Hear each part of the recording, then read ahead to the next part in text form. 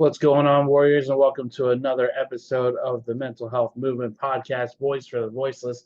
I am your host, Chris, and before we get started on today's podcast, I just want to say thank you guys so much for tuning into the NAMI Mental Health Podcast. I had a lot of fun recording it with Trenton, Derek, and Sean. I think it's probably one of my favorite recording sessions that I've done so far. Um, Mainly just because they're all really good guys. I felt like it was a lot of conversation that needed to be had. I felt like there was a lot of things mentioned that I feel society needs to hear, and whether or not it reaches a million people, I mean, hey, anything's possible in 10, 15 years. But I just feel there's a lot of conversation in there that I feel needed to be said. And one of the most important things is that trauma is not a competition. And, while statistics are great to bring up and everything to help push your belief and push the topic at hand, I also feel like it could be counterproductive as well because, like I said, it's not a competition. It's not like men are trying to compete to take their lives over women. It's nothing like that at all. It's a statistic that should open a lot of eyes, and unfortunately, it goes on deaf ears. Sometimes it's just one of those things where sometimes we just get turned into a hashtag on social media, and then it's on to the next month. And it's unfortunate that it's like that, but that's why I'm here trying to advocate for men's mental health and just mental health as a whole because it's important to get the message out any way that you can.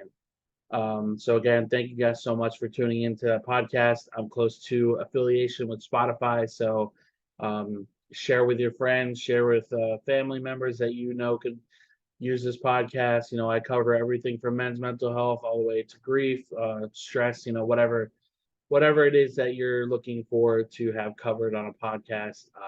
I try to do my best. Please leave some suggestions in the Q&A that I leave on every podcast on Spotify. If you want me to cover anything specific, please do let me know because I would greatly appreciate any feedback I get. So today's podcast, we're going to be talking about single parent households and mental health. So obviously, many of you that know me know that I'm not a parent. I do not have children, but I grew up in a single parent household, and that came with its trials and tribulations. So this is going to be me speaking from the child who was in a single parent household and the effects it can have on parents through research that I did, and of course, a little statistics that I want to throw at the beginning of the podcast as well. So just to segue into the statistic part of single parent households, let me get that out of the way for you, just so it doesn't come off as robotic or anything like that, because that's not something that I want to do. It's just read off a piece of paper and be like, well, my name is Chris, and this is what's going on in today's world. I watched too much Robin Williams, forgive me.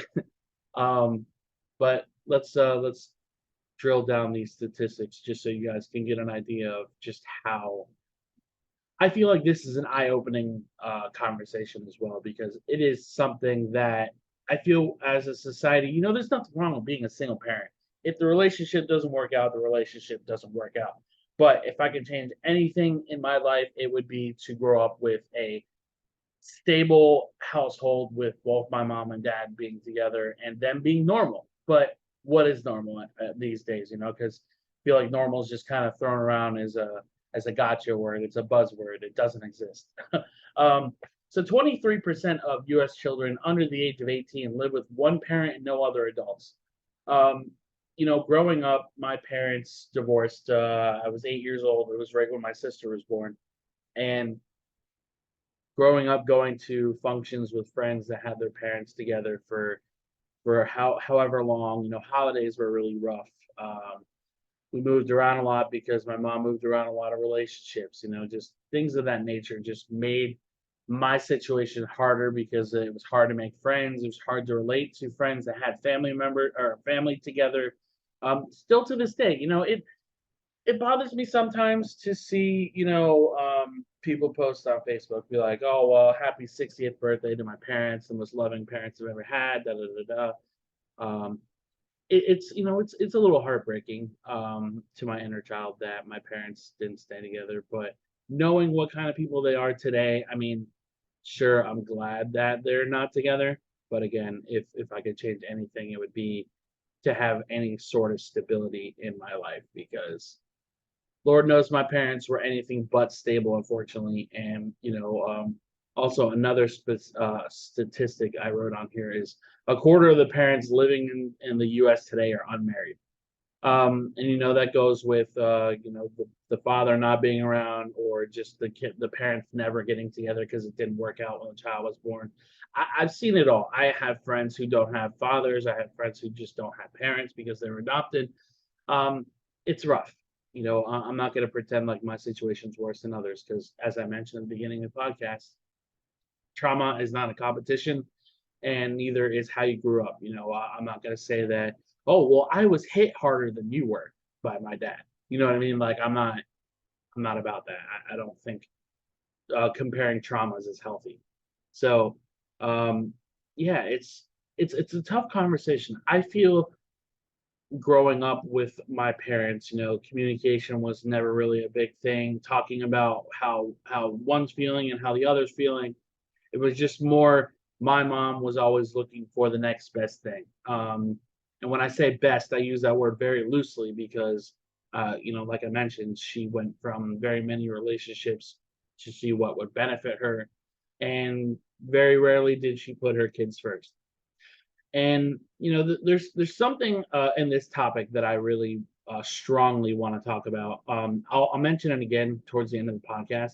But when I was looking up some quotes to talk about, or to share with you guys, like I do at the end of every podcast, every single one that I came across, and I'm not exaggerating this, and maybe it's just because I didn't put for men on there, but every single parent quote that was mentioned on there was for a mother. Now, mothers are important, as they gave birth to us. They give us guidance, they give us nurturing, whatever it is that society says a mother is supposed to do. They're great for that. But why is it that we live in a society where we don't talk about the importance of fatherhood, of fathers being around? The kid can turn to criminal activity because he didn't have a dad to teach him what right and wrong is. You have kids dependent on other adults because their father didn't teach them how to change the oil of their car, or whatever it is. There's specific roles that a father can provide to a child, as is a mother. A mother shouldn't have to play both roles. And I know this is controversial, and this whole topic is hard to hear for some, but there are just as many deadbeat moms as there are deadbeat fathers. And whether or not they come to light, it is 100% true. My dad, while he was emotionally numb and wasn't there for me in the ways that I wish he could have been, he taught me what kind of father I don't want to be when I have kids. But I think it's important to have the father in there, as is important to have a mother in there. Co-parenting isn't always possible, and I'm not telling you to force a relationship with your baby's father or your baby's mother. But I think it's important to have a healthy two-parent household for those kids. I can honestly say, growing up with my parents being divorced screwed me up in more ways than not.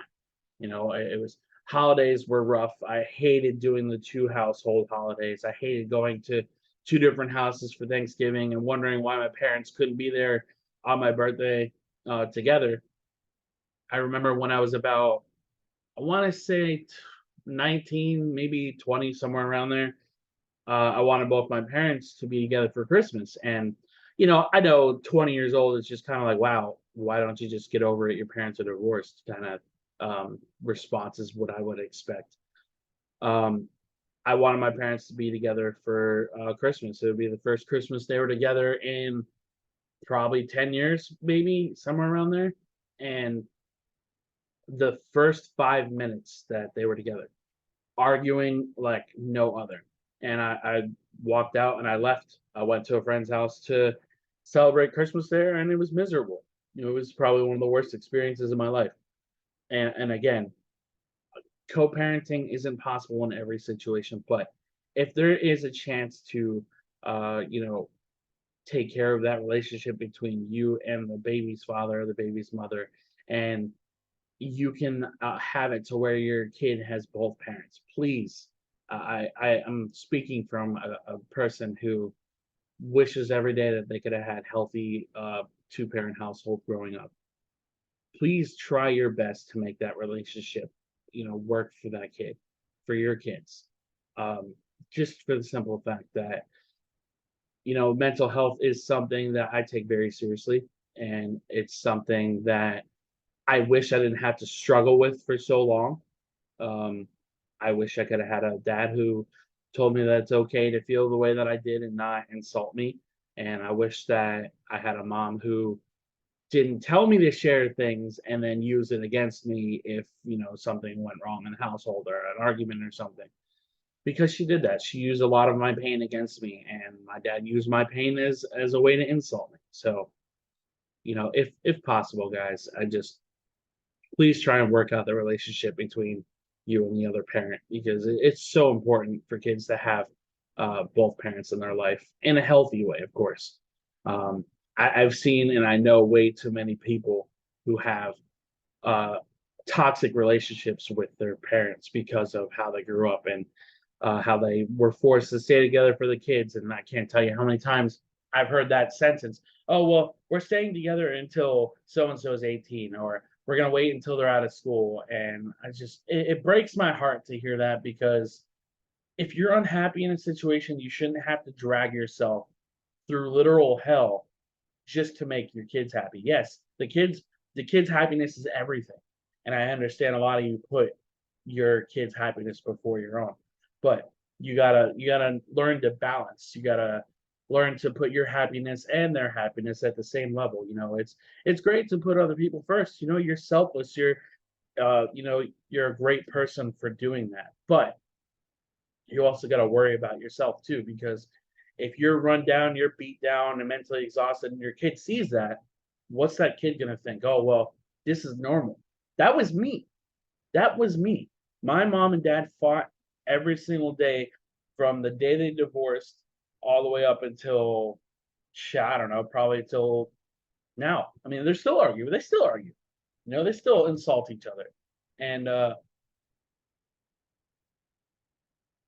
and like I said, she she worried about her next relationship. She worried about every other man, and besides her parent, besides um, her own kids, and it resulted into what I am today.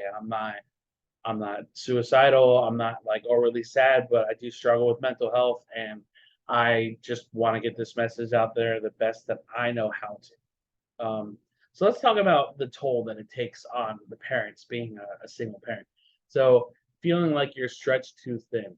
Um, I again, what I was just mentioning. You run yourself into the ground so hard that you can't function, and you just drag yourself to bring your kids to school, or you drag yourself into helping them with homework, and you create a miserable, toxic environment for not only yourself but for those kids as well. And again, this is why I'm really big on therapy because to me personally, I feel unless you're mentally ready, and I'm not even talking about financial because I don't think you could ever be financially ready to have children. I'm talking about mentally ready. If you can get yourself at a mental level where, yeah, I can emotionally take care of my kids as well as financially take care of my kids. That's what I want to be. I don't want to be, oh well, I have money in the bank, so that's enough to raise a kid. No, man, like it's so much more than that. I grew up never wanting materialistic shit. We shopped at really cheap clothing stores. There was always arguments about child support. It's you're stretching yourself way too thin by uh, creating that miserable environment around you, and it's just something I wanted to put at the top of the list because it goes hand in hand with this next bullet, financially supporting the family. I have a really good friend who who supports 5 people in his household, and he's the only one working at the moment, and it's tough. It's not a single parent household. He's married and he has a kid, but it's tough trying to put that much weight on your shoulders and not have that support. I Sure, child support is a thing and very necessary in a lot of situations, but I would want to work out the relationship before I would want to financially rely on somebody else's paycheck while I'm taking care of my own kids. Obviously, I understand the benefit of child support, but I watched child support destroy my dad. It made him resentful. It made him very bitter about a lot of things, and it created a lot more tension in the household between me and him because I stayed with my mom and my brother stayed with my dad. It created a lot of tension there. And especially around times when we were getting school clothes, it's just like, oh, well, your mom was supposed to buy them. Oh, well, your dad was supposed to buy them. It's tug of war bullshit. And I really wish, I wish people would put communication before financial bullshit. Um, Disagreements and custody disputes. So this is something I really wanted to talk about as well, because as I mentioned at the beginning of the podcast, there are just as many deadbeat moms that aren't talked about as much as there are deadbeat fathers. Um, my dad had shared custody with my mom, and she claimed us. At one point, she left the state, and my dad was taking care of us for a while. And he was still paying her child support because the system with child support works against man no matter what. She was still getting money from him, and he was kind of at the point in his life where he's like, I feel bad because she's in this state and wanted to take care of her, and then it just got worse because my mom tried cheating the system a couple times. She tried claiming my sister when she wasn't taking care of her. Custody disputes are probably the nastiest part of single parents. I feel there are way too many situations where the moms are getting the kids over the dad, and I strongly disagree on how the system treats men. Again, I'm not saying that all fathers are perfect and are worthy of taking care of kids full time, but I also don't feel that the system is very fair in terms of who's the better parent, because if you look at history, and 9 times out of 10, I mean, shit, look at the Casey Anthony situation. She was accused of what she was accused of, and she was found innocent, quote unquote. And um, I would feel like she shouldn't be allowed to have kids after the situation, whether she did or didn't. I'm not putting my belief out there just because I'm not going to. But she's allowed to have kids still. People like her shouldn't have kids again.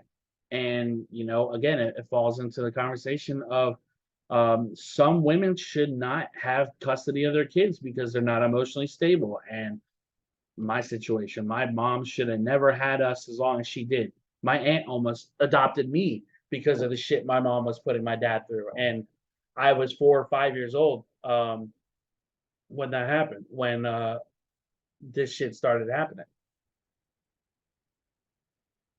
So another bullet I wrote on there was no personal time. Again, putting your kids first and not having any time for yourself and not being able to refill your cup essentially.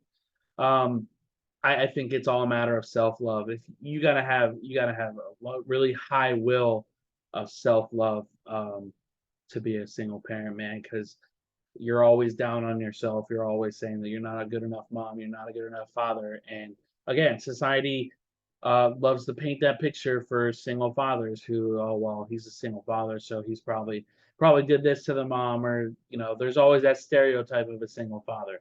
Um, and with single mothers, I know the personal time is really hard because you're taking them to school, you're making sure that you're going to the PTA meetings, whatever it is you do throughout your day. I can't imagine um, not being able to put any personal time aside for yourself, because especially in today's economy, man, just everything is so expensive and it's nearly impossible without any kind of help.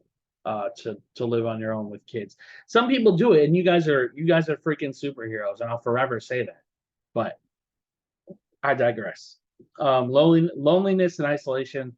I think this falls under the category of my mom, where she went from guy to guy to one, not only benefit herself in some financial way, or because she was lonely, and it bled onto me. I have been single for a very long time, and the loneliness kind of hits you in the back of the head. It's like, well, maybe I'm not good enough to find a relationship, or maybe I'm not this, maybe I'm not that. And that was listening to her over the years. That was something that just it was chirped not directly to me, but to where I heard it and it drilled in the back of my head that she went from my dad to probably like 20 other relationships to where she is now on her second, third marriage or whatever it is now. And loneliness is something you just don't mess around with, man. You get involved in the wrong people. You end up neglecting your kids, and it's hard, man. I don't wish single parenthood on anybody. I would rather have a healthy household and communication and trust and all that stuff. And I feel like that's something really missing out of today's society, where we're normalizing a single parent household. And I read a quote before I started recording, and it said, "Stop calling single parent households a broken home." Because it's not just because there's one parent in there doesn't mean the home is broken. While that may be the case to the parent, whoever wrote that, that might not be the case for the kid. Um, I say I came from a broken home because I did. My parents are severely unstable human beings.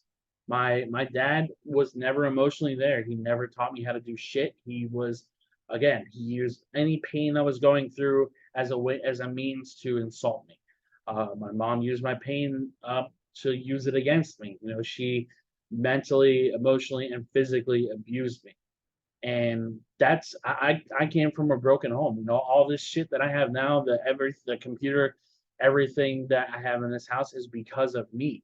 And it's because I came from that broken home and what I didn't want in my life. And now I have solitude in my house. Nobody lives with me because I like the peace. And you can call it isolation, but I would rather be here by myself opposed to having someone yell at me just to save money. You know what I mean? And that's something that I feel is another really big black cloud over single parents, is not having a significant other to lean on in times that you're struggling.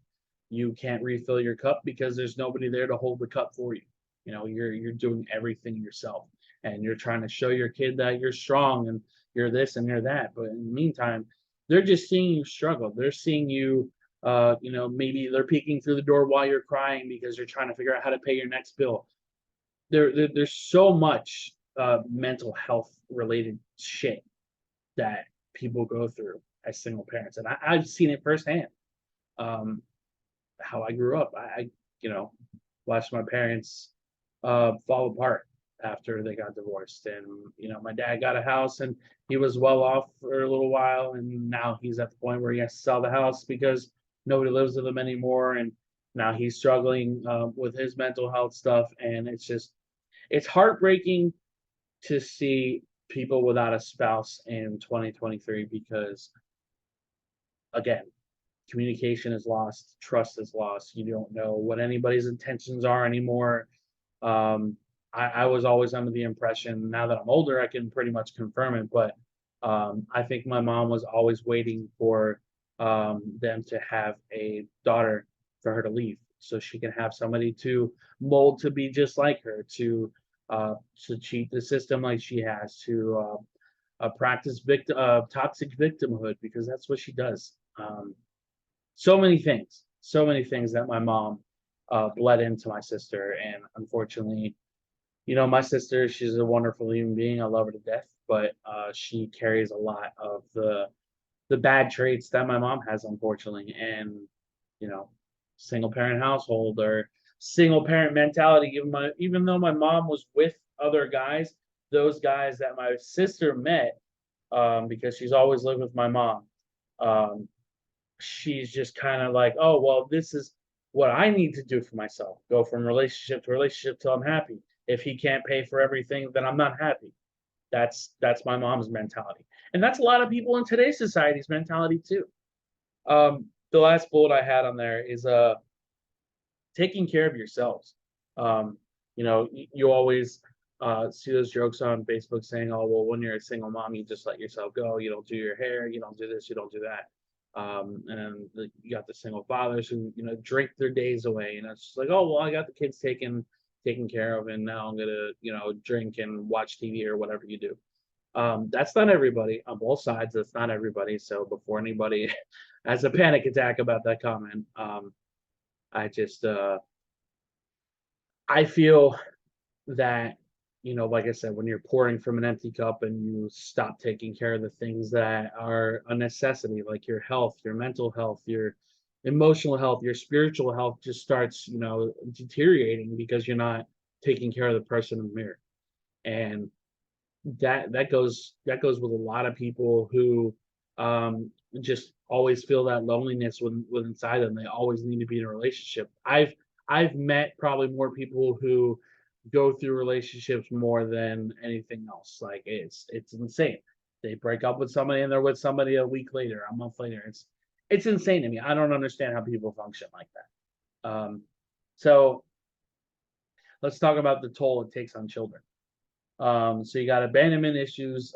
That's something that I struggled with probably my entire life. Um, Anytime a friend would walk out of my life, anytime a love interest, if I had one at the time, walked out, I would always feel like I did something wrong, or why did you leave? And you just fall into that rut of depression.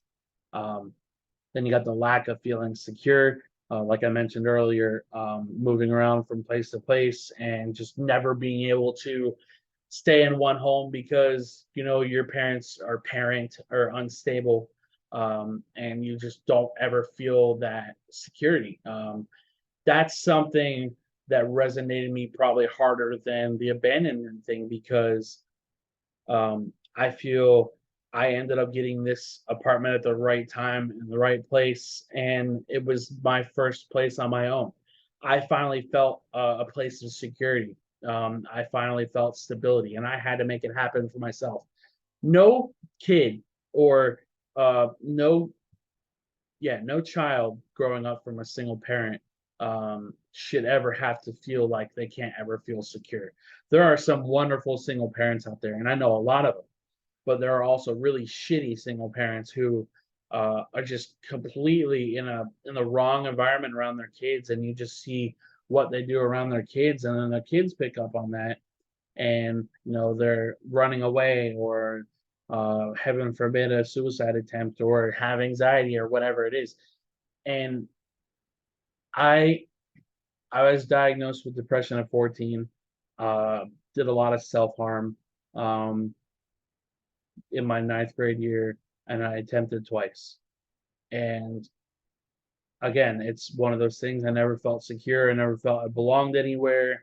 And that progressed into moving 20 plus times, three different high schools, you name it. It was crazy. My childhood was crazy. My teen years were even worse. And I'm not here to compare with anybody, but it's again, I'm going to repeat this message probably a few times. If there's a way to work out the relationship with that person that you had a kid with, please do, because there are a lot of things that I went through that I wouldn't wish on my worst enemy. Um, Future confidence or self esteem issues. I was always told that I was a piece of shit, like my father, by my own mom. My mom was probably the first woman in my life to break my heart because of the things she said to me. She has called me every insult in the book, and my dad was never there to really like step in and be like, "Hey, this isn't the way you talk to your kids." Like, um, I just feel with the self esteem thing, man. If you're not validating your kids, validating what they're going through, and listening to them, and I know a lot of parents fall into that trap of listening and just responding instead of just listening to them. Um, there should be no reason for a suicide rate of kids, just at all in general, but kids too. There shouldn't be any rates of of 15 or 14 to 25. That's just at an all-time high right now, and it's because of coming from broken homes, coming from parents who just don't give a shit. And I've said it to my therapist many times. I truly think that if I were to, by chance pass away, heaven forbid, um, nobody would know until somebody found me there, because I don't have a relationship with my parents. I don't have a relationship with my mom. I don't really have that good a relationship with my dad. And my siblings and I are split apart. Um, my mom used my brother and I's relationship with each other against each other. She would always capitalize on him just being an antagonizer while we were kids, and it manifested into a lot of anger within myself. And his relationship with my dad was completely different than what I had with him, so that made it even worse. If I would have had both parents growing up with Cameron and Kayla, I think it would have been a lot different, because then they can clash off with each other and be like, hey, I do this way. They're grounded, and not the whole you're grounded here but not there kind of shit, because they did that a lot too. Um, Instability with the living situation, again, stability, security. Um, I feel like a lot of single parents go through the stability living situation issue, because um, they don't really know how to stay in one place, or not. That's not how I want to word it. They don't know how to keep themselves in a financially stable place long enough to keep that stability. Again, expensive economy, being a single parent, not having child support to rely on. There's a lot of factors in there, and I wish that there wasn't so many people out there that had kids with no father or no mom. It's way too common, and I think we're getting a little better at the co-parenting generation, but we still got a long way to go, just like everything else with mental health. Um, I wrote down some mental health tips for single parents. Again, this is not coming from a single parent or a parent for that matter. This is more, I wanted to write these down for you guys, for my listeners who are single parents, who do struggle with some of these things. Um, Include the kids, include them in everything that you want to do, family events, Christmas or holiday events. Again, I hated going to two different houses for the holidays. I know growing up, it's like, oh yeah, you get twice the amount of presents. I would trade going to two different houses for both my parents being together. Um, but that's just me. That's my inner child speaking, and that's a lot of hurt coming out. Um, Schedule some time for you, because again, like we talked about earlier, there's no personal time. Um, that you put aside for yourself. It's taking care of yourself, even if it's an hour. Self care is still self care. There's no wrong way to take care of yourself. It's whether that go to the spa, or go for a nature walk, see a sunset, whatever it is. Self care is meant to take care of you. Um, Avoid comparing. This is something I wanted to write, because this is something my mom did growing up. Oh well, it's Christmas time. I bought you kids all this, but I have a friend Ellie who bought her kids a brand new Benz when he was 16 years old, and they have a bunch of horses and this and that, and she still does that shit today. She still does the comparing shit today. Anytime I try to put up a boundary with her, it's always, oh well, this mom has a drug addiction and her kids still love her and take care of her, blah blah blah blah, and just completely devalues anything that I'm feeling or anything that I'm dealing with her. Ask for help, man. I wore this shirt on purpose. True strength is asking for help. Don't hesitate to ask people who are willing to help you to help you. If you need somebody to drive your kids to school that day, or if you need somebody to babysit, I mean, there's so many there's so many willing people out there to help that while they may not speak out loud, maybe they'll send it to you in a message, or maybe they have sent it to you in a message. Don't be afraid to ask people for help. Um, I just feel that there are way too many people out there that just are too proud to ask for help, and I was one of those people. But don't get to the point of where you're so mentally, physically, and emotionally worn out that you just don't want to be around your kids. Because I have seen that, and I don't want more kids to experience what I had to experience. I wrote down two quotes for you guys today. One quote being just a regular quote on the topic, and then I wrote an affirmation down as well. And I hope you enjoy both. The first one is from Angela, and I'm going to butcher this last name, so I apologize. Angela Schwint. Schwint, I think is how you say her last name. While we try to teach our children all about life, our children teach us what life is all about. I feel like there's a lot of meaning behind that um, for everybody. There's definitely a powerful message in there. And then, of course, this one didn't have an author attached to it, but it was a affirmation to all the single parents who are feeling lonely, stressed, overwhelmed, exhausted, and continue to pull through each day for the sake of your children. Never doubt that you are good enough. You are amazing. And I cannot stress that message enough for you guys. You guys are all phenomenal human beings. Again, thank you guys so much for your support. I hope you guys enjoy this podcast. I'm going to leave a Q&A at the bottom of this podcast on Spotify as well. If you have any suggestions on what you would like me to cover, or if you want to come on here and share your story, send me a message on Facebook. This podcast is available on YouTube, iTunes, Spotify. It's not on anything else right now. It's on Instagram too. If you guys follow, it's just Mental Health Pod on Instagram. But other than that, thank you guys so much for tuning in today. Um, please be well, and most importantly, be gentle with yourselves. Until next time, take care, guys.